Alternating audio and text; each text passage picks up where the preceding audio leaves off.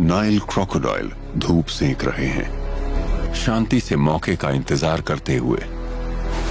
ये दुनिया के कुछ सबसे बड़े और आक्रामक रेप्टाइल हैं।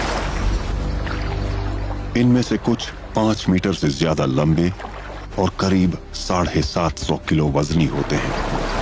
लेकिन ये पानी में रहने वाले तेज तर्रार और फुर्तीले शिकारी हैं, अपने आसपास के इलाके से पूरी तरह वाकिफ, आते जाते शिकारियों पर नजर रखने वाले और मौके का इंतजार करने वाले।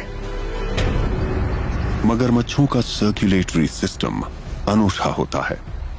इनके खून को फेफड़ों तक जाने की जरूरत नहीं पड़ती, जिससे ऑक्सीजन का स्तर स्थिर बना रहता है। इस तरह ये पानी के अंदर 2 घंटे तक अपनी सांस रोक कर रखते हैं, घात लगाने की तैयारी करते हैं। ये अचानक और धमाकेदार हमले करते हैं।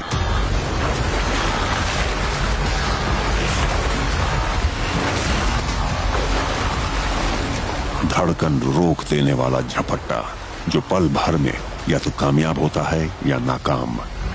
नाइल क्रोकोडाइल कई महीनों तक बिना खाए रह सकते हैं, लेकिन अब तो इनकी दावत होने वाली है। Love and war.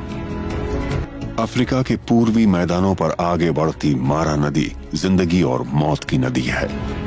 ये यहाँ के बाशिंदों के लिए ताजा पानी लाती है, जैसे कोई विशाल धमनी हो, लेकिन इसमें बहता है बहुत सारे जानवरों का लहू। मारा नदी सेरेंगेटी और मसाई मारा के हरे भरे चरागाहों को बांटती है, और नाइल क्रोकोडाइल यहाँ के पहरेदार हैं।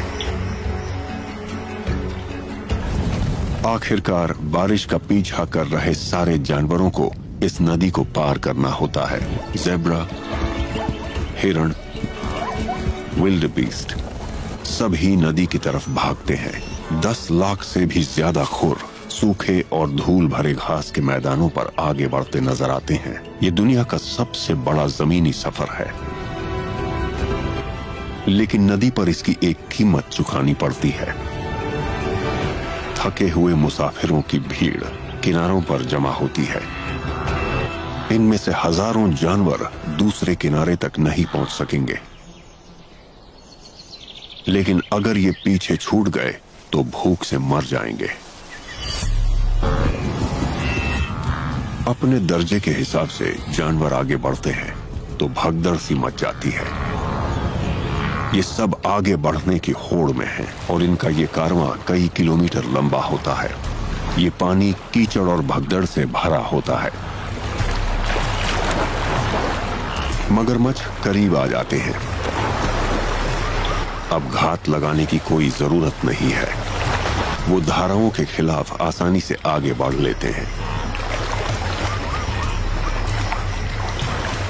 और जद्दोजहद करते हुए जानवरों को एक एक करके खा लेते हैं।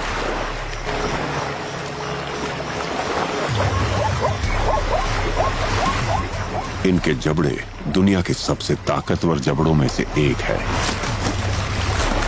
इनके दांत शंखनुमा और मुड़े हुए होते हैं, जो शिकार के भीतर गहरे घुस जाते हैं और उसे एक शिकंजे की तरह जकड़ लेते हैं। मगरमच्छ का पेट छोटा होता है, पर वो एक एसिड की टंकी की तरह होता है और इसमें जीव जगत के सबसे ताकतवर पाचक रस होते हैं, जो हड्डियों, खुर, यहां तक कि सींग को भी पचा ले जाते हैं।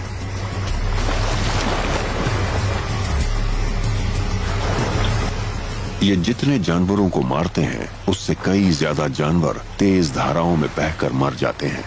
इसलिए बहुत सारे जानवर पड़े रह जाते हैं और तब आती है मुर्दाखोरों की बारी।